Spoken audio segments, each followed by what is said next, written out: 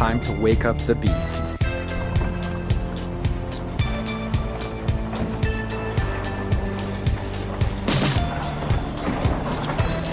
Here she is.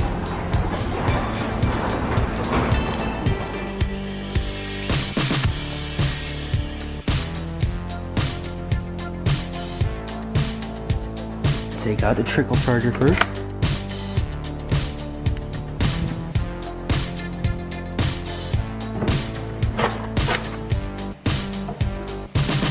There's the interior.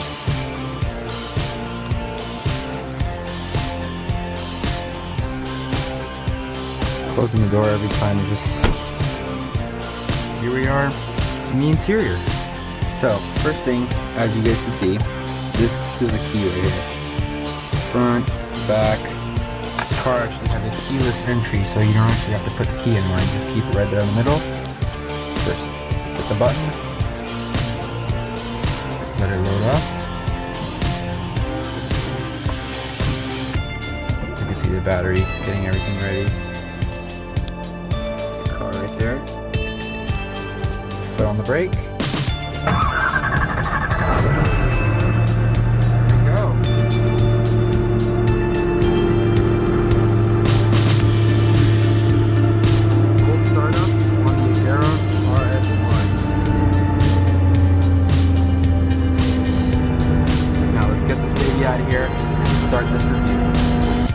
Alright guys, first things first, it's gotta be the doors. Look how cool this looks when both of them are open.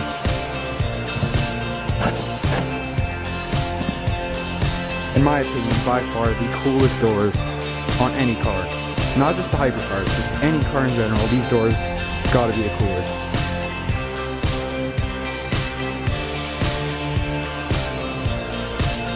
Alright guys, next thing up, it's gotta be the looks.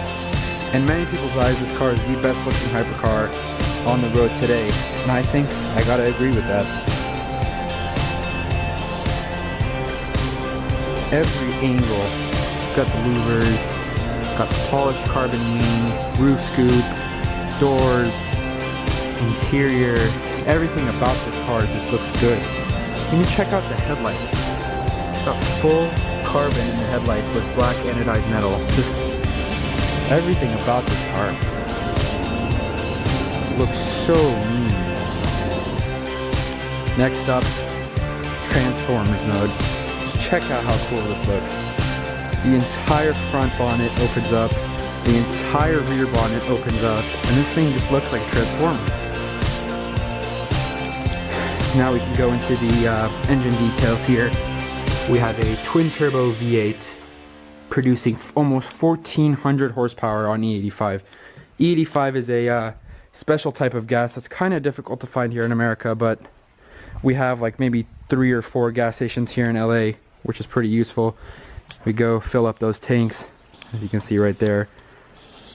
On regular pump gas, around 100 octane, this car will run around 1200 horsepower, which is still probably faster than any other road car, but the 1400 just makes this thing a monster. Let's just see the width of these rear tires here. These are the Pilot Sport Cup 2s, made by Michelin.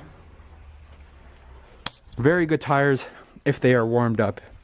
On cold, car kinda loses its traction, but it's fun sometimes. Another thing not a lot of people know on this car is that the top can actually come off by just unlocking a few buckles down here. We got one here, one in the middle, one on the other side, and one behind each seat. And once you take the top off, you can actually fit it inside your garage, or it even fits inside your front bonnet, which not a lot of hypercars offer nowadays. You can see there the shape of the roof goes right here. You just take off the roof, flip it over, and it slides straight back. Super handy feature, being able to take the top wherever you want to go. Now that we're on the inside, let's go through some of the features on the interior. We got Koenigsegg's signature center console that's lit by a system they invented called ghost lighting. Ghost lighting, I don't know if you can tell by the video, but there's a bunch of small holes and the light is coming from behind. This was made because Christian didn't want to have any pieces of plastic on the interior, so he invented this thing that he made a bunch of nano holes in the metal and he just lit them from behind. It looks really, really cool. Another cool feature, we got the auto shift. So when you tilt this auto shift to the right, it actually brings up the rear view camera. I don't know if it'll focus here. You could actually turn this on while you're driving and see everything you're passing, which is really cool, but it's kind of a distraction, so we usually have it off. Here's the original starting screen showing you what's all open on the car. Obviously the front bonnet, the doors, and the rear bonnet are open. When you click this left arrow here, this actually shows you the tire temperature and tire pressures, which is pretty cool. Now we go to the seat and mirror. It shows you driver's side mirror, driver's seat, and then you click this, it goes to passenger side, vice versa. And if you want to get back to the main screen, you just click the shield in the middle. Pretty cool. Media, obviously Apple CarPlay, music, and all that kind of stuff. Back to the main screen. Car setup. When you actually click the racetrack mode, it drops to its lowest setting, gets super stiff, made it specifically for track driving. You got the traction control, stability control. On the bottom here we got all the different climate controls like air conditioning and heated seats and stuff like that. You can see when you actually click the hazards, here's what the blinkers look like. The mirror has these shields in it, which is really, really cool, I think. All the carbon fiber on the interior. On the steering wheel, we got the lifter, pickup phone, the music, cruise control, and this is just to turn up the volume and stuff like that. You guys can see here the little RS1 plaque in the center. We got RS1 limited edition, 1 of 25, as the Agera RS is 1 of 25 originally. We got the full blue roof. Every piece on the interior here is blue, except for the steering wheel, obviously, because you know we like to drive our cars. Don't want it to get dirty. Got the blue dash even. Such a good looking interior. Close the front bonnet. Just one hand here. Here's one lock. And then on the other side right here, another lock. And there we go. Now that we got the front bonnet closed, we could talk about some of the achievements it's made, like the world record and stuff like that. As some of you might know, this car just broke the world record for the fastest production vehicle, previously held by the Bugatti Veyron before at 268 miles an hour. Well, this one came in at 277.9 in a 2-run attempt, which is just insane for such a small car manufacturer. Everything built in-house, all handmade, of course. Amazing that a car like this can just compete with Bugatti that's backed by Volkswagen. All the engineers and stuff they have there. Not only did it beat that record, but it also beat the 0 to 400 kilometers back to zero record in only 33.8 seconds. Record was previously held by Bugatti once again with the Chiron at 42 seconds. That's just 8 seconds faster than the Bugatti, which is crazy to think about. Small car manufacturer from Sweden being able to compete with the masterminds over at Bugatti. It's just crazy. Some people might think this car is only fast in a straight line, but no, it also holds the field track records. And I'm sure they're going to be back at the Nürburgring next summer to hopefully smash that record as well. This car looks good, it sounds good, it's fast in a straight line, it's fast on a track. What isn't there to love? Now I'm sure a lot of you guys think the car breaks down a lot, and I know there's some stuff around the internet that says Koenigsegg's only brake, they can't be driven hard. But guys, this car runs amazing.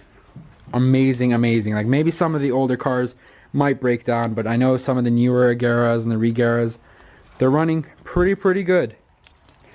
You can see diffuser in race mode so low to the ground. Full engine here, signed by Christian himself right there. Got the 1MW, triple X suspension. Now this is a rear wheel drive car, so 1400 horsepower with 2 wheels is a bit difficult. First gear is a little shaky, doesn't have as much traction, but after that, this car is a rocket. In my opinion, probably the fastest car on the road today. Only competitor is the Bugatti Chiron at this point, honestly. But even the Bugatti Chiron weighs almost 2 times as much with only 100 more horsepower, so this car should probably still take it. Just look at it. I believe this car is also the most carbon fiber intensive car on the market today, which is another cool feature. You can see all the carbon, everything is carbon on this car. Everything. Even the rods. All the bolts titanium, obviously, to save weight. Let's talk about a few features that are unique to the Agera RS1. Roof scoop. The only car in America that has this hydraulically active wing in the back, as you can see here. It is the only one in the world that has this setup here, made for top speed. We got downforce and the extra canards, which is only found on one other Agera at the moment, which is the Agera ML, the yellow one. You guys might have seen that.